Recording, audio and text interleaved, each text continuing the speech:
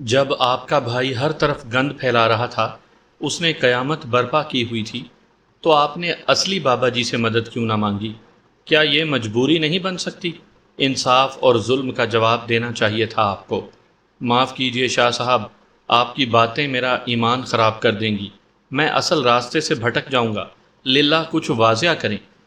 میاں، وہ میری بات سن کر گہری اداسیوں کی چادر میں سو گئے۔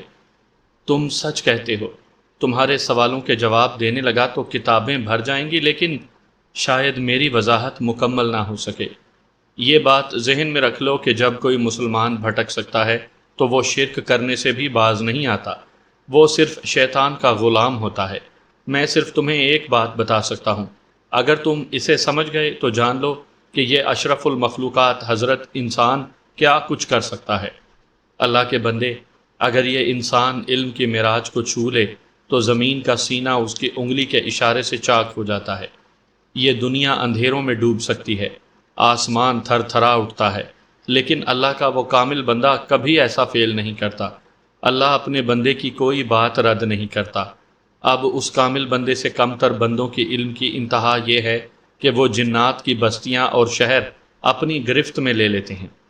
اگر وہ کم تر بندہ یہاں سے دل میں پکارے تو لاکھوں میل دور بیٹھا اس کا غلام یا دوست جن پلک جھپکنے میں اس کے پاس آ جاتا ہے۔ یہ ہے علم کی صداقت اور اس کی معراج۔ اب سنو، شیطان یعنی ابلیس کوئی عام شے نہیں، اس نے سارے علوم سیکھے ہیں اور ان کے زوم میں مبتلا ہو کر متکبر ہو گیا۔ ابلیس بھی جنات میں سے تھا، شیطان الگ سے مخلوق نہیں تھی، بلکہ ابلیس سے جنم لینے والی اور اس کے نقش قدم پر چلنے والی جناتی مخلوق شیطان بن گئی، یعنی شر پسندی، فسادی اور اللہ کی تعلیمات کو جھٹلانے اور انسانوں کو گمراہ کرنے والی مخلوق۔ جنات اور شیاطین بھی عملیات کے ماہر ہیں۔ ابلیس نے شیاطین کو کالا علم سکھایا، جنات کو انبیاء، صالحین، اولیاء اور علماء کرام نے قرآن پاک کی تعلیمات دیں اور وہ خود قرآن کے معلم بن گئے۔ بہت سے مسلمان جنات کے پاس بھی اسی طرح روحانی اور سفلی علوم ہیں، جس طرح کے ایک انسان کے پاس ہو سکتے ہیں۔ اب رہا یہ سوال کہ ریاض شاہ کے بابا جی روحانی محافل کا انعقاد کرتے تھے، تو اس کی وجہ یہی ہو سکتی ہے کہ وہ جنات بھی مسلمان تھے، لیکن وہ مذہب سے غافل تھے اور مذہب کے نام پر یعنی نیکی کی آڑ میں لوگوں کو گمراہ کرتے تھے۔ اس کی سب سے بڑی مثال اور دلیل یہ ہے کہ اگر وہ اصلی بابا جی ہوتے تو وہ زلیخا اور بلقیس کو برباد نہ کرتے۔ ان کے ہوتے ہوئے ریاض شاہ کو افیون منگوانے کی ضرورت نہ پڑتی اور نہ ہی وہ تمہارے خون سے عملیات باندھتا۔ وہ نیکی اور بدی کے ڈرامے کرتے تھے تاکہ تم لوگوں کو متاثر کر سکیں۔ یاد رکھنا، کوئی بھی سچا روحانی عامل کبھی ناپاک نہیں ہوگا اور خلاف شریعت کام نہیں کرے گا۔ سب سے بڑی بات تو یہ ہے کہ تمہارے حضرت جی نے جب زلیخا بیٹی کا علاج کیا تو ریاض شاہ اور بابا جی کا سارا علم جھاگ کی طرح بیٹھ گیا۔ اگر وہ اصلی بابا جی ہوتے تو وہ حضرت جی کی قدم بوسی کرتے۔ میرے بابا جی گندے اور گھناؤنے علم نہیں کرتے، ملنگوں کے روپ میں درباروں میں ظاہر نہیں ہوتے، البتہ وہ مزاروں پر پردے میں رہ کر خدمات انجام دیتے ہیں۔ یہ تو شرارتی اور کم علم جنات کی نسل ہے جو اپنے اسلاف کی نافرمانی کرتی ہے۔ میاں، جنات اور انسانوں کے کئی معاملات میں قدر مشترک ہے، جیسے کہ ہمارے ہاں ضعیف العقیدہ مسلمان انسان، کم علم اور جاہل مسلمان، انہیں دیکھو کہ وہ اپنی مذہبی رسومات کیسے ادا کرتے ہیں، مذہب پر کتنے کاربند رہتے ہیں، پاکی ناپاکی کا کتنا خیال رکھتے ہیں۔ یہی حال جنات کا بھی ہے۔ ہم بڑے خوش قسمت مسلمان ہیں شاہد میاں، لاکھ گناہ کر کے بھی معافی مانگیں تو سونا رب ہمیں معاف کر دیتا ہے، بشرط یہ کہ ہم گناہ کے نتائج سے پوری طرح آگاہ نہ ہوں۔ انسانوں پر اللہ تعالیٰ کی نظر کرم ہے، کیونکہ یہ اس ذات مصور کی کامل تخلیق ہے۔ شر پسند جنات کو ان کے گناہوں پر معافی ملنا بہت مشکل ہے، انہیں معافی مانگنے کے لیے بہت مشقت کرنی پڑتی ہے۔ اس کی وجہ یہ ہے کہ جنات اور شیاطین نے آگ سے جنم لیا، اسی لیے ان کے ضمیر میں شر، فساد اور ظلمت کا تناسب زیادہ ہے۔ شیاطین کی تو معافی ملے گی ہی نہیں، جنات کو مل سکتی ہے، لیکن یہ سب اللہ اور ان کے بیچ کا معاملہ ہے۔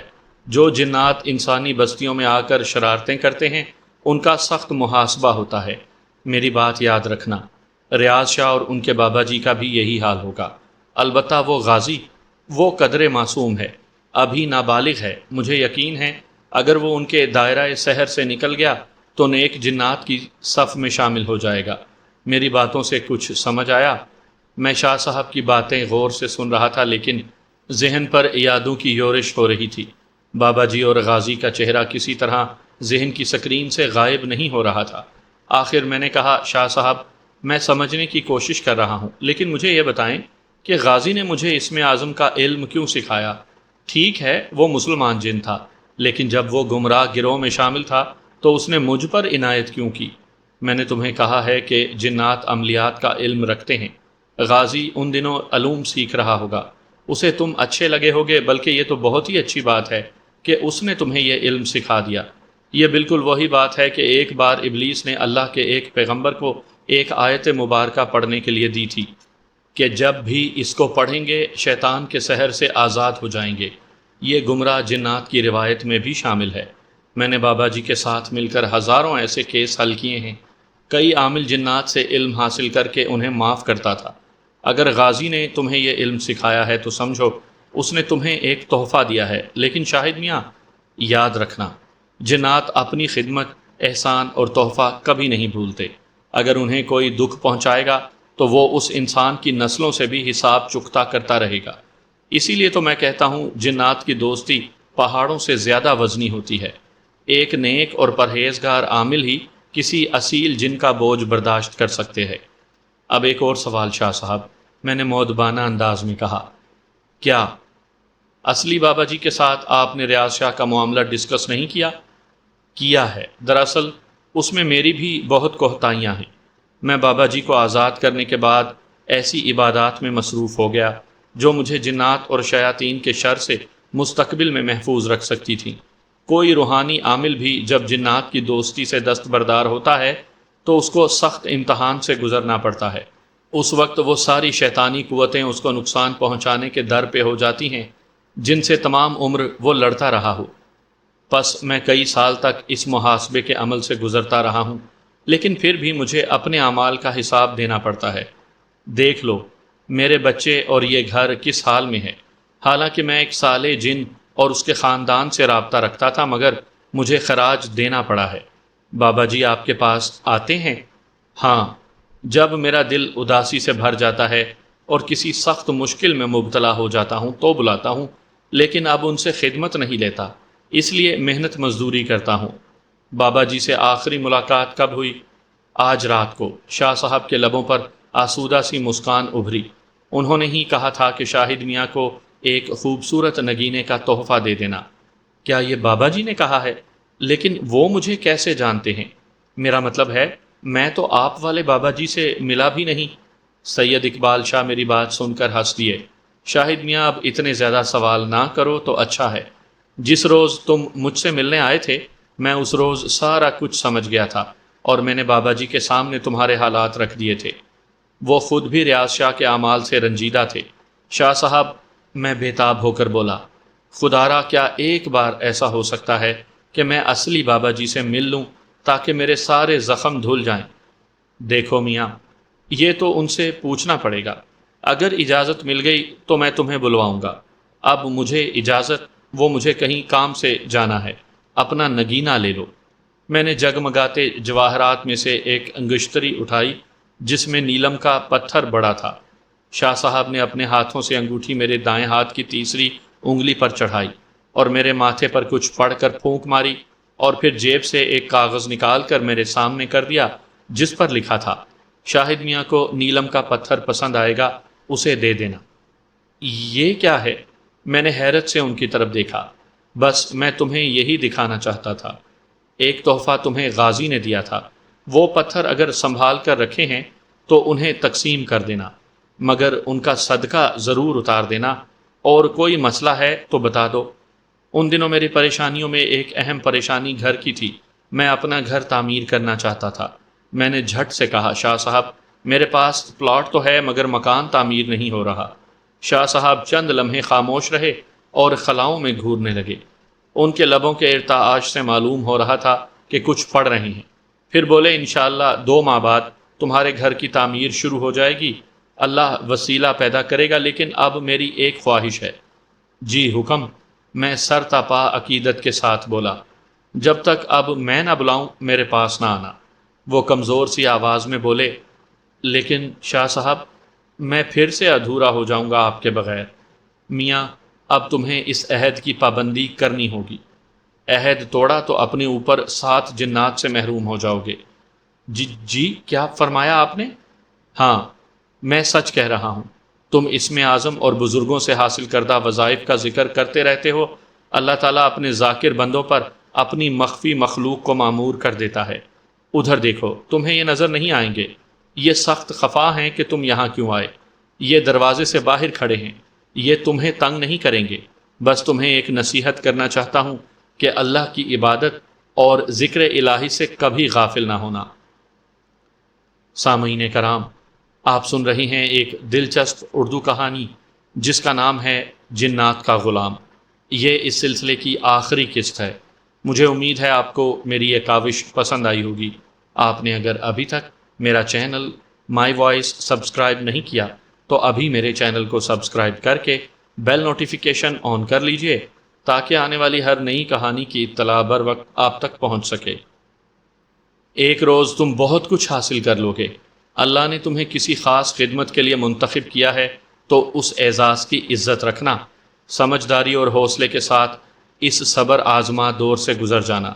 ہر معاملہ اللہ کا ذکر کر کے اس کے سپرد کر دینا، تمہاری مشکلات دور ہو جائیں گی انشاءاللہ۔ میں وعدہ کرتا ہوں آپ کے حکم کی تعمیل ہوگی۔ میں نے پورے خلوص کے ساتھ وعدہ کیا اور اٹھنے سے پہلے ایک سوال کرنا ضروری سمجھا۔ شاہ صاحب، بابا جی اور بزرگوں نے مجھے جو وظائف دیے تھے، کیا میں انہیں کسی کو دے سکتا ہوں؟ تمہارے پاس کون کون سے وظائف ہیں؟ انہوں نے سوال کیا تو میں نے جتنے وظائف یاد تھے انہیں سنا دیے۔ کچھ دیر تک وہ خاموش رہے اور بولے، اس پر تمہیں فی الحال کچھ نہیں بتا سکتا، میں بابا جی سے دریافت کر کے ان کی صحت معلوم کروں گا۔ البتہ ٹالی والی سرکار اور بابا تیلے شاہ کے وظائف کی اجازت تمہیں انہی سے لینی ہوگی، البتہ اسم اعظم کی اجازت ہے۔ ویسے میں تمہیں اور مختصر سے اسم اعظم بتا دیتا ہوں، لوگوں کی بھلائی کے لیے پڑھنے کے لیے دے سکتے ہو، لیکن یہ وظیفہ نہیں، ذکر کے طور پر پڑھنے کی ہدایت کرنا۔ ذکر اور وظیفے میں فرق ہے۔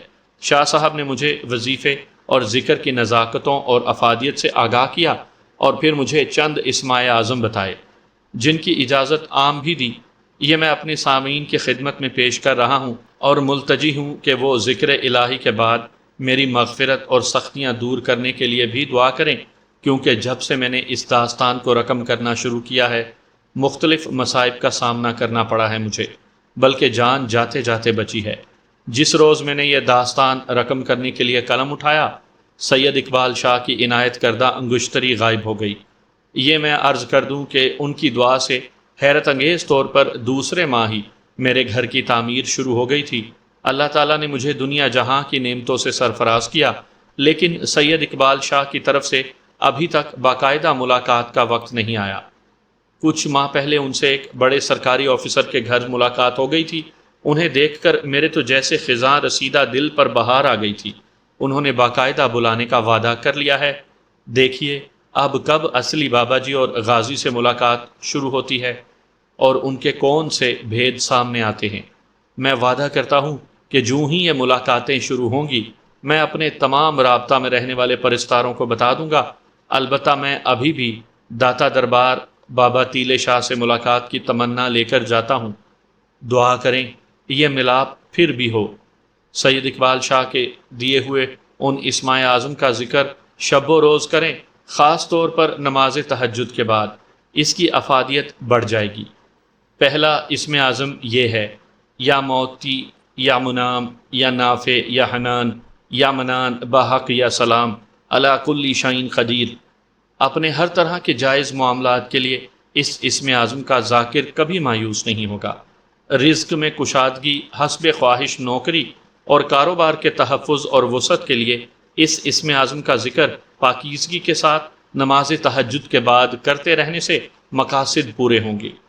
یا رحیم یا باعث باحق یا رزاق واللہ خیر الرازقین۔